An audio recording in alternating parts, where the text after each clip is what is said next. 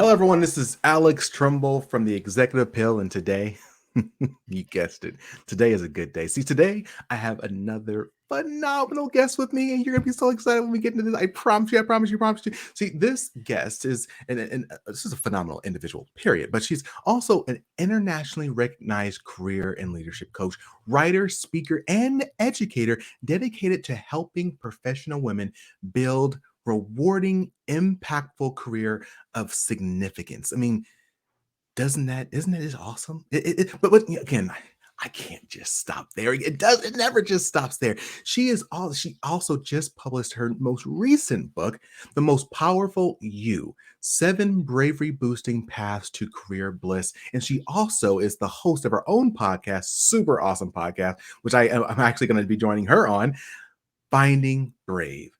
How are you doing, Miss?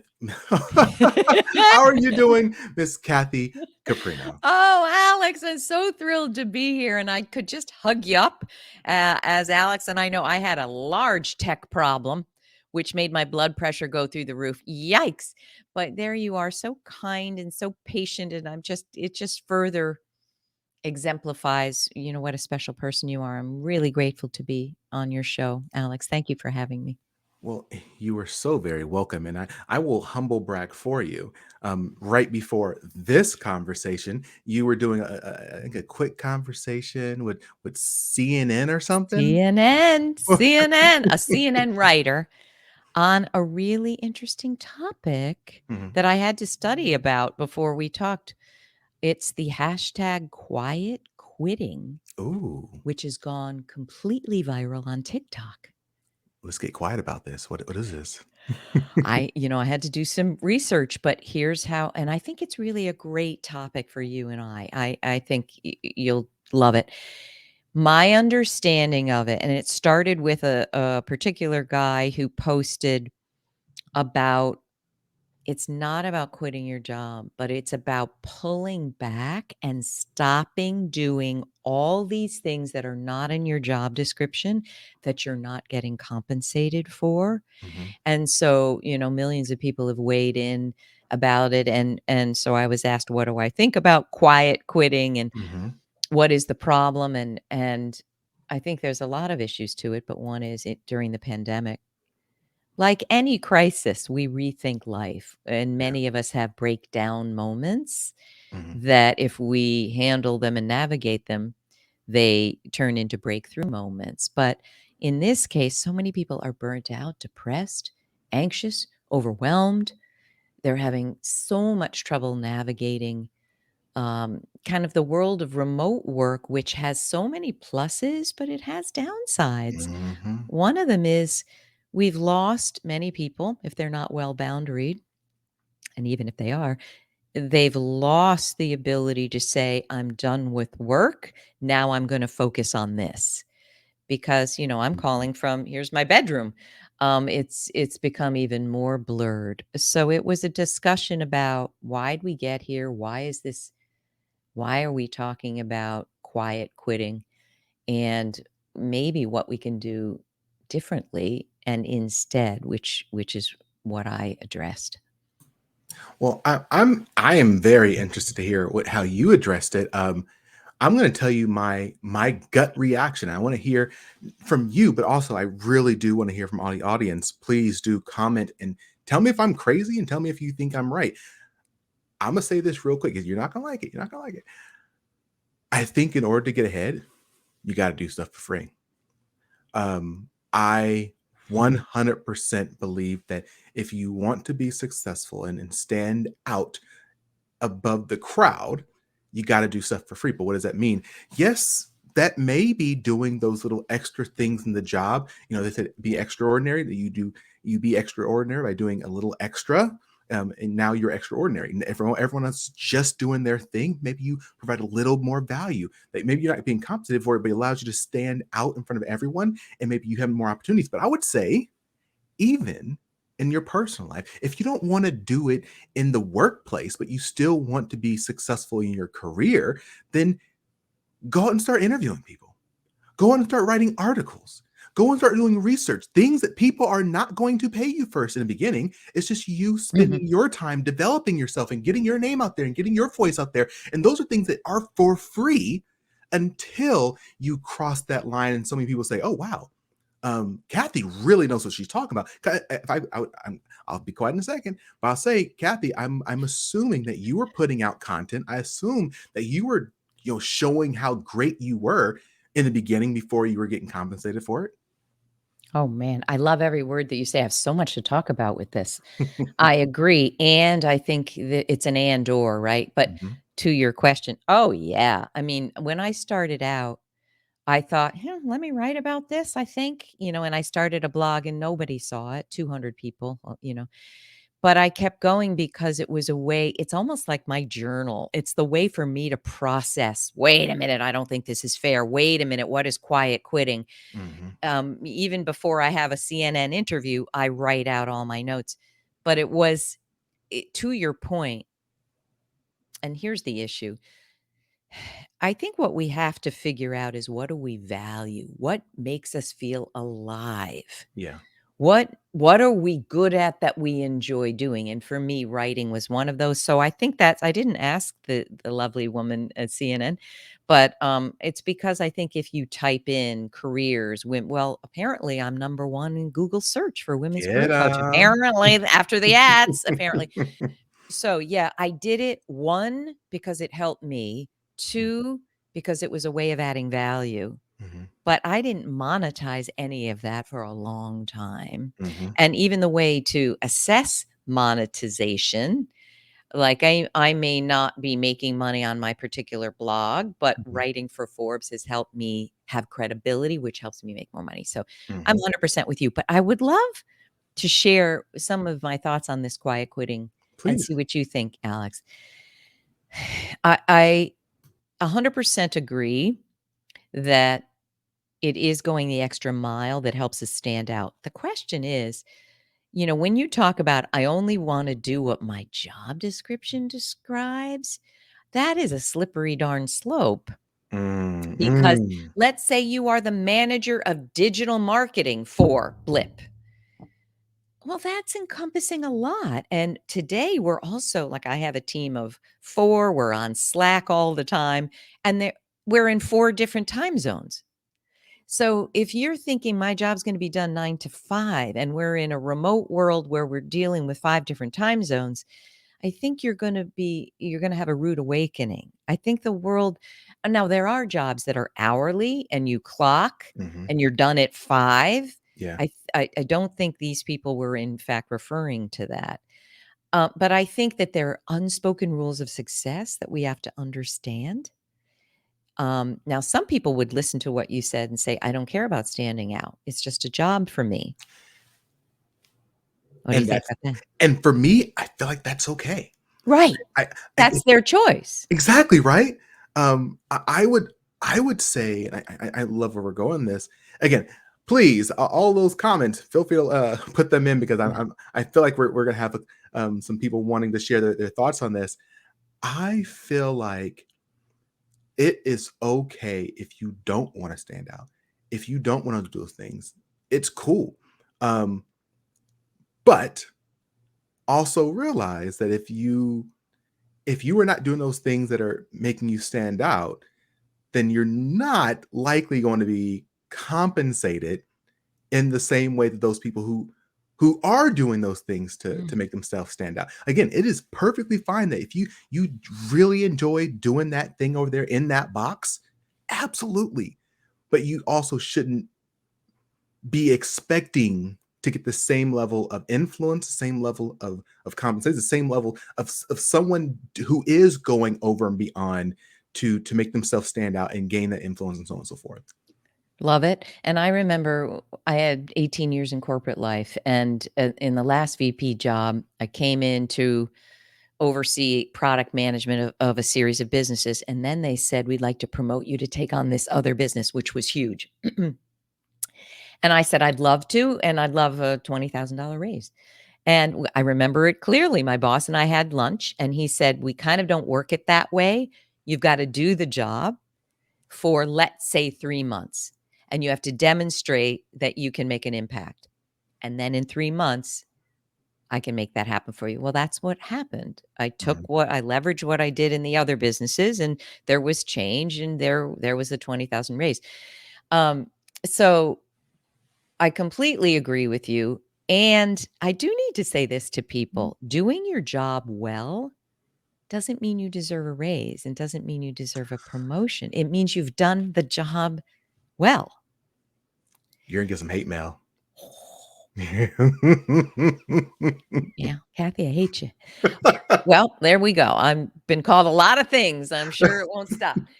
On top of that, I do wanna talk about this because it's really top of mind.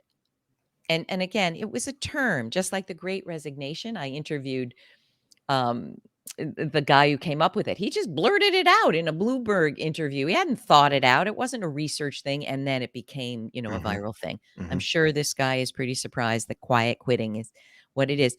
But I do wanna tell people, I don't believe in quiet. I believe in these steps. Look at what you're doing that seems too much. Look at what you're doing that you're not getting compensated for. Write it down, think about it, analyze it, then have a talk with your manager. Look, I am spending 20 hours a week on stuff that wasn't even in my job description. mhm, And the quiet quitting piece, as I understand it, is you are going to stop doing that work. I'm not a fan of that. I'm a fan of discussing it. Let me mhm. tell you my expectations. Let me tell you the context around this. What I'd like to do is delegate this. But if you suddenly stop doing, I run my own business. If I suddenly stop doing some of the things that my staff was expecting and needing of me to get their work done, how's that going to work? So the other thing I want to bring up is something I call perfectionistic overfunctioning. And I learned Mhm. about overfunctioning as a therapist. I added the term perfectionistic because this is what I see over and over and over, particularly with women. They are doing more than is healthy, appropriate, and necessary and trying to get an A plus in all of it. And as an example, I had a client who said a few years ago before the pandemic, I'm exhausted. I'm on email all day, every day. I have 2 kids. I said, all right, is your job making you do that? Is your boss making you do that? Well, no. Well, why are you doing it?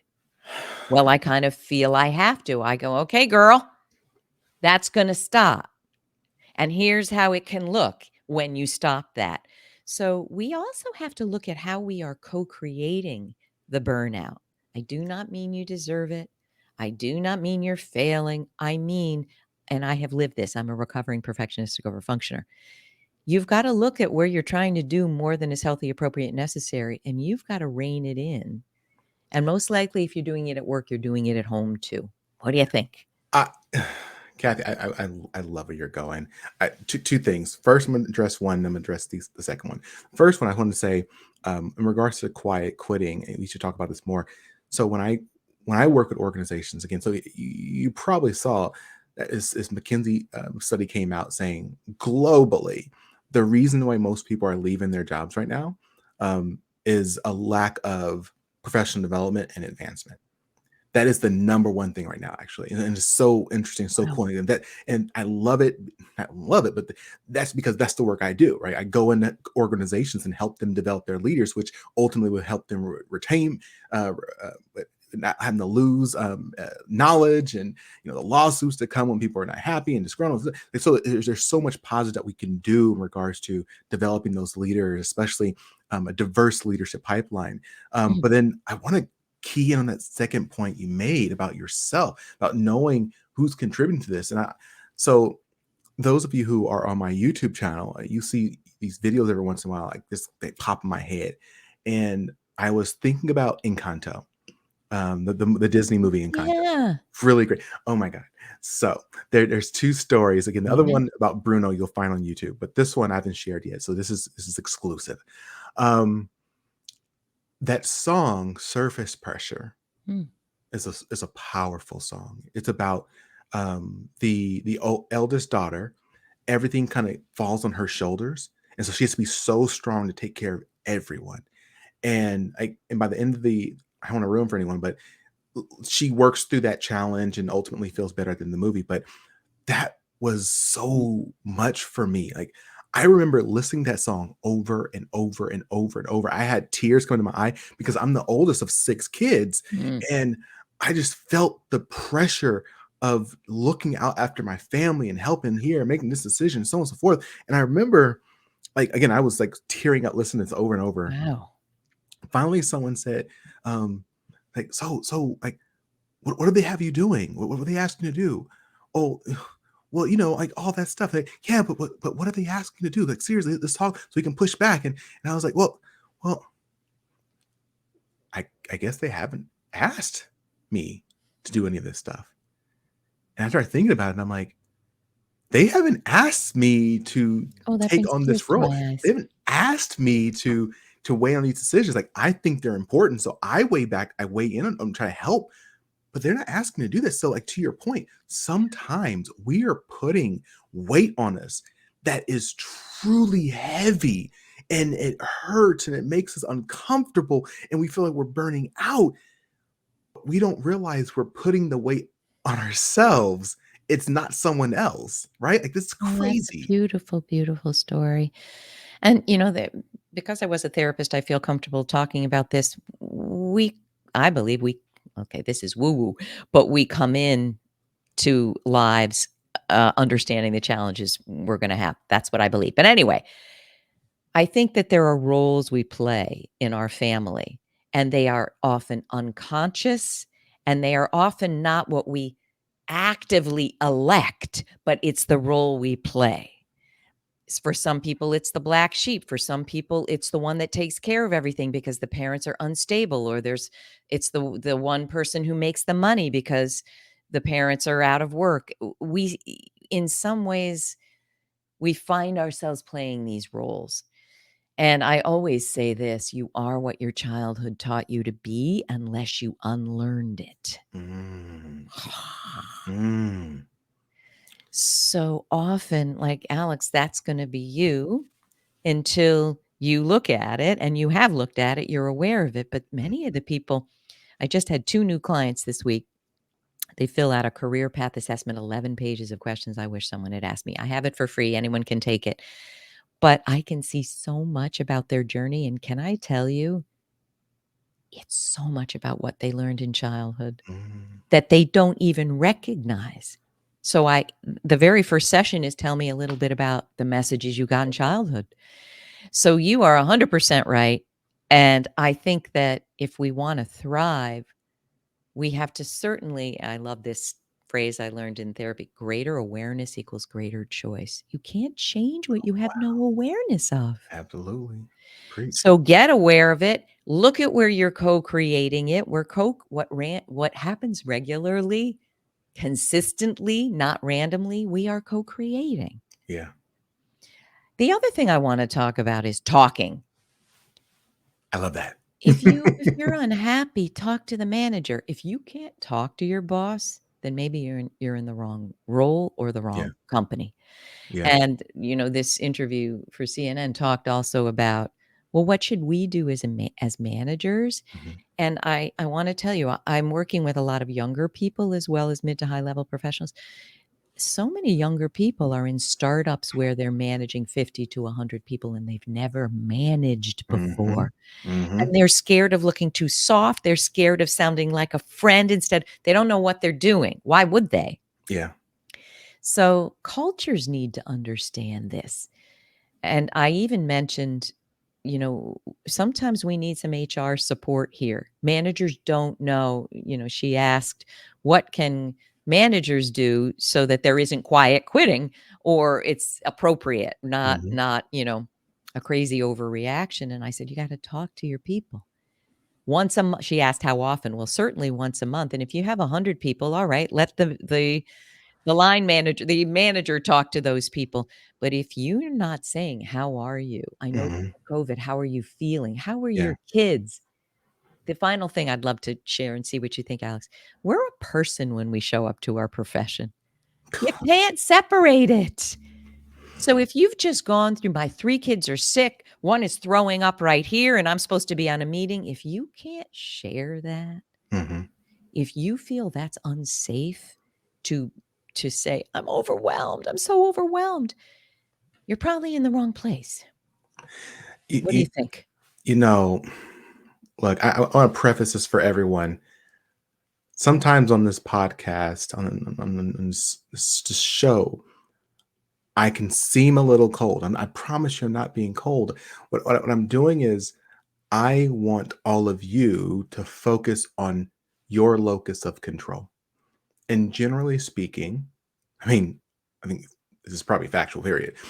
We can only control ourselves and only to a certain degree, right? Because there's habits or things we do biologically that just kind of happen. We have to focus on our locus of control. So when you talk about talking and speaking up, I 100% agree. And there's a story that I tell about this guy long years and years and years ago. Really great guy, and he worked at the front desk of this organization. And I remember what we would do is like, everyone would bring in like it's like really nice kind of close knit thing. Like everyone would bring in food every once in a while, like donuts or treats and so on and so forth. Like it was a good thing, right? Like everyone really Love liked it. it. And then one day I brought in some donuts. I'm like, I got here early, some donuts here at this front desk where we always put it. I went into the office to start working where I was working at that time. And I overheard him talking to his friend. Gosh darn it. And he was not saying gosh darn What did it. he say? uh, the curse words, Oh, the no, I know. But after that, what did he say? I can't imagine. people keep putting this stuff on my desk because this is not where the food belongs. This is my working space. And he was going on and on and on. Oh, And I wow. listened, I listened, I listened. So I waited till he calmed down a little bit. And I walked out and I was like, hey man, like, how you doing today? He's like, oh, I'm doing good. I'm doing good. It's like, hey, um, these donuts, you don't care for them here, huh? And he's like, no, there people keep putting food here. This is my desk. This is where I work. And people keep putting food here. It's like, oh man, like how long have they been doing this? He's like for years, 5, 6 years. People been doing this. And I'm like, man, have you told anyone not to do it? He's like, no. I said, have you ever told your supervisor about this? Maybe they'll stop it. And he was like, no. So why don't you tell your supervisor? Just this is not where you want the food. He says, oh, okay. So that day I see him walk over there, tells the supervisor. Immediately, supervisor sends an email out to everyone. Hey, everyone, moving forward, let's make sure we're putting all of the new food in the kitchen on the table, and this will be a place where everyone can get the food. In the kitchen. Wow. Issue dealt with. Yeah. But for 5 years, He this didn't was say anything. frustrating him because he didn't speak up. And this is why I say with locus of control, we have to have a voice. We have to speak up. If something is bothering us, if we were being overworked, whatever it may be, that yes, there are many tactical ways you can do this. And this again, which is where I work with leaders and so on and so forth, and helping them have these conversations. But you gotta speak up, otherwise, nothing is going to change. You can't just What a keep hoping. story. What a story. I have thoughts. Please. I can almost hear, what people are responding, the 500 different responses to that one thing. Here's one. Yeah, bull. I spoke up and I got punished. This is many women, many underrepresented groups, many people of color. Now we're talking about a benign thing like move the Yeah, food, but you'd be surprised what benign messages, how they are received sometimes when there's prejudice, when there's bias, when there's a kooky, crazy work culture. So there are times then that a seemingly neutral, benign comment request can mhm, backfire. And, my sweet spot is women. We've had it, where we're saying the same thing our guy colleague is saying, but why did yeah, it get such a slap down? mhm, So I think you are so right. But if you're concerned that the manager will take that badly, or hey, you should be happy to have food there, this is the center, then, talk to a mentor, talk to an outside friend. What would be the best way maybe for me to share that? absolutely, Secondly, I, I I think that many people like this person have been raised and believe I can't really speak up for what I want. It's easier for me to complain about it on the side. And it's often called in therapy triangulation. mm, I'm mad at you, Alex. You're my colleague and you're really making me mad, but I can't tell you that. So I'm going to tell him that. Yeah. Yeah. And so we alleviate our anxiety, but we never deal with the problem, right? Yeah. Um, and I think I might have spoken to you about this on my podcast, and my mom's getting a lot of attention in my book and articles, but I grew up Greek mom, 97 she is, going about to be 98. Whew. I could not challenge my mother. Mm. Mm-mm. Mm. And when I was writing my book, Most Powerful You, and gonna mention it, I said, "Mom, can I get your permission about what? I'm gonna say that I had a hard time challenging you. What do you think?" And there was dead silence, Alex.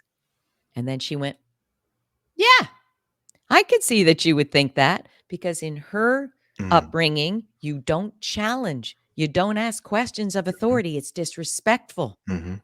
Mhm. Well, I Mhm. grew up not being able to probably even do that. Could you not put the food here? Yeah.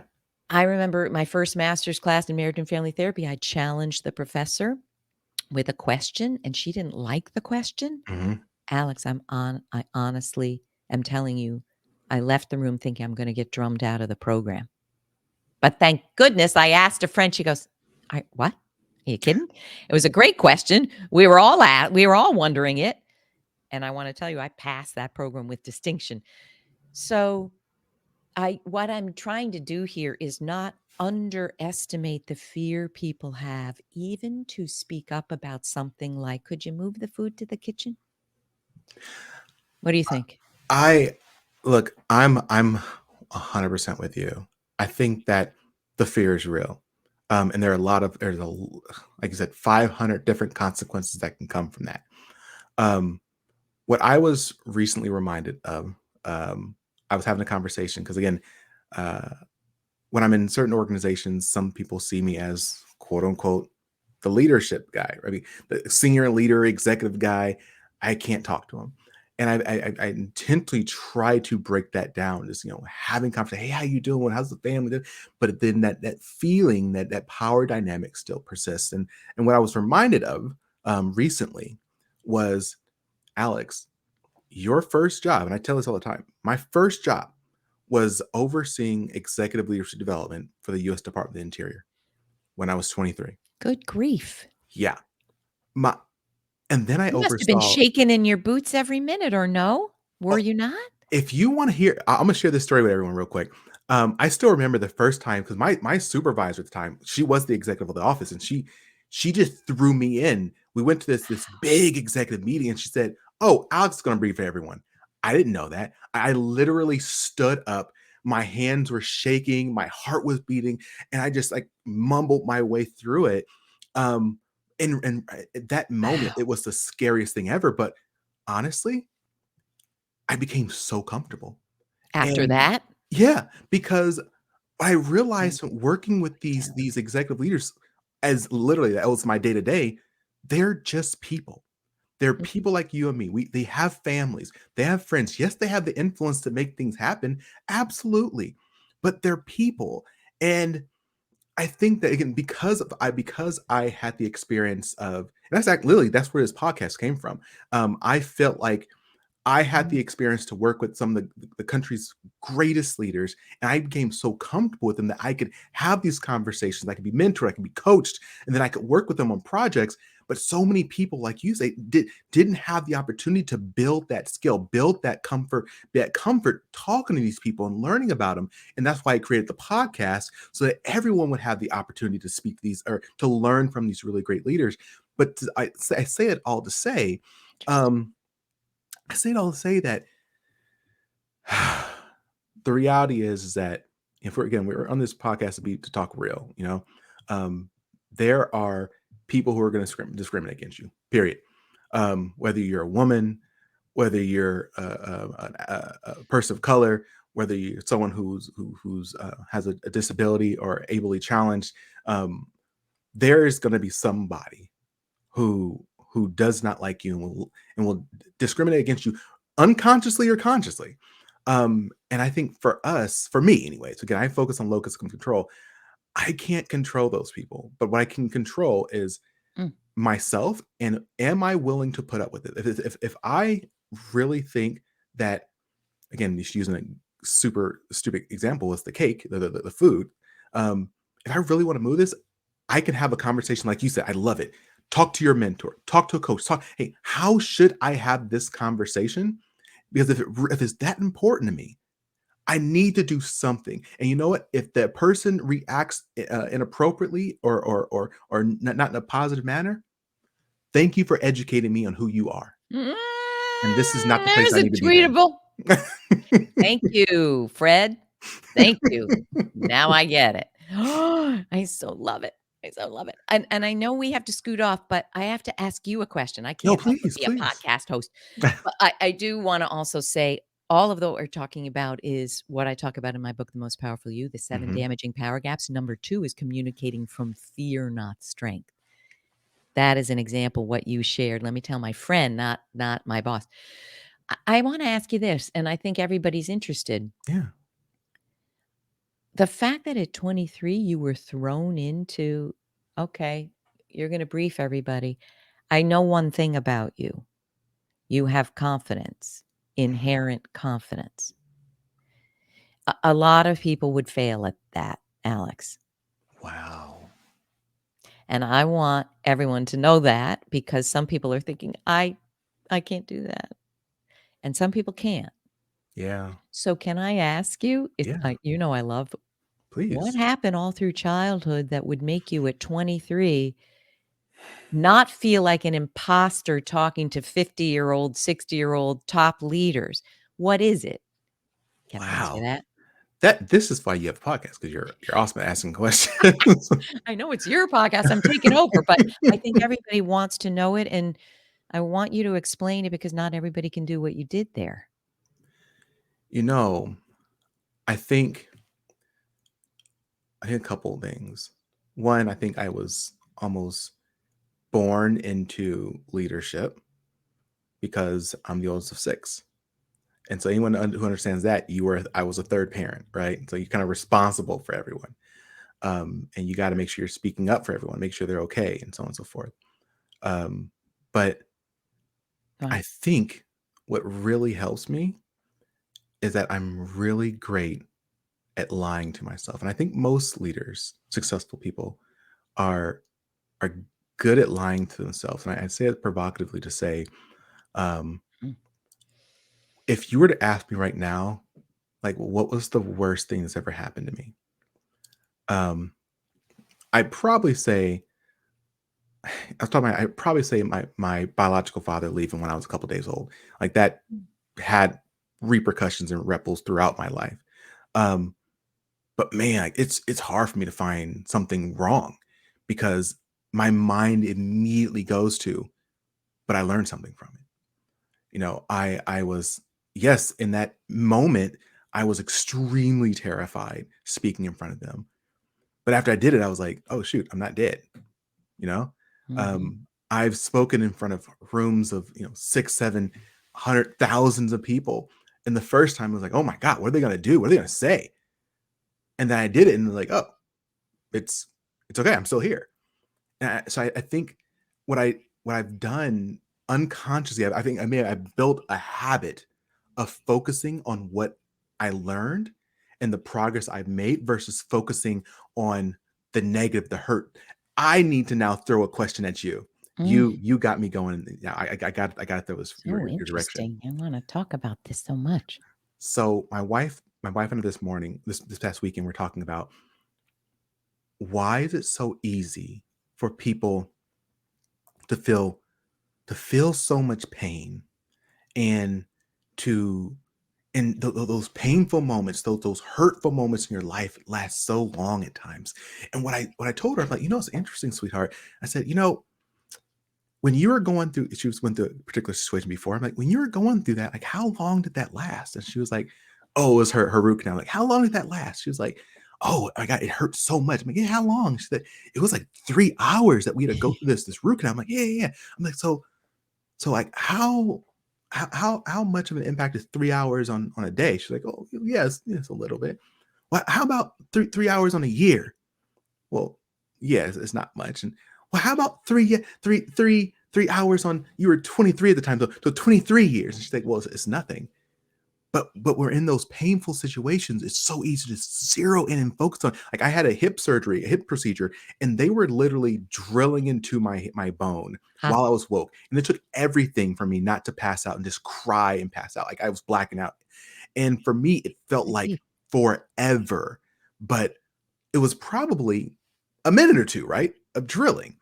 And I said it to say, it's so easy for us to focus in on those tough times, those hard times, those painful times in life. And because we're so zoomed into them, they seem like they're lasting forever. Oh my God, I gotta get this briefing. Oh my God, it's going forever. But really it was a minute, right? Like Hmm, we I think we fascinating. have to remember that these are so small. The painful moments are so small in the span of our entire life. And let's choose to focus on those things that, yeah, you know what? I did fall down and hurt my leg. But when I got up, Hmm. actually, I learned not to do it that way. So now I've actually become a better person because of it, and so on and so forth. I'd love to hear your response. I have so much to say. Quickly, Please. first of all, there is a negativity bias in our brains, Alex. There are trigger moments. Like I remember 5 things from age 16 on. I will never forget them. They come up Mhm. because they were traumatizing, and when that happens, they will be trigger moments for the rest of your life. And you can do a lot of therapy, energy healing, but so there are things that are going to continually knock us down from the past even though you moved on, right? Yeah. And you're just going to accept it and work through those. Number 2, you did something there that I think is a strategy I love to teach, which is do the thing that you feel like, if I can do that, I can do Mm. anything. Yeah. Yeah. And Yeah. that was your standing up that first time. Yeah, it wasn't great. You mumbled a little, you were sweating profusely. And I remember the first time I did marriage and family therapy in front of a panel of people in a two double mirror window watching Woo. me do it. And as I was about to do it, I thought, I'm either gonna have a heart attack and not have to do it or pass out. But I did it. And darn it, I did it okay. Yeah, I blew some things and they advised me. But I literally said, and the first time I was on television, Yeah. if I can do that, I can Mhm. do anything. So I think I'm amplifying what you're saying. Yeah, you're going to be sweating. You're going to be scared. You're not going to Yeah. do it the way you really wished you had. But try to look at, I did it and Yeah. I'm alive Mhm. and I Mhm. didn't get fired. And the more you walk into that terrifying place, the more it becomes much less fear inducing and the more strength, the more you become the most powerful you. So I'm with you. I'm with you. Kathy, I could talk to you Me forever. too, my friend. I know you need to jump off some, CNN or some other No, that was interview, high earlier. I need a power break. interview, okay? But I do wanna open up the floor to you and say, is there anything you'd like to share with our audience as we begin to wrap up? Oh, thank you. What a blast. Yes, I want to say to you that you are valuable. You are needed. My goodness. You are special, and you probably don't even know how you're special because most people don't.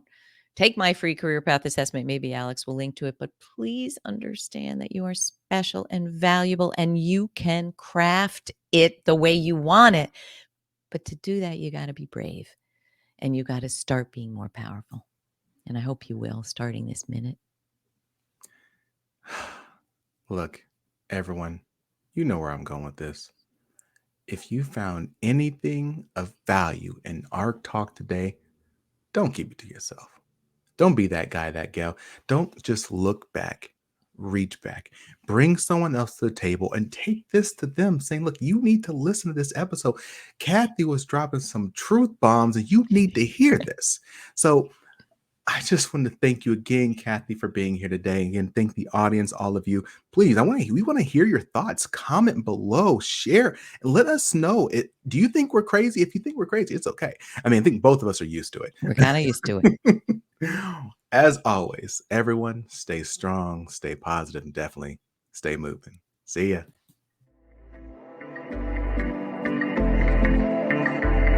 Thanks for listening to The Executive Appeal with Alex Tremble.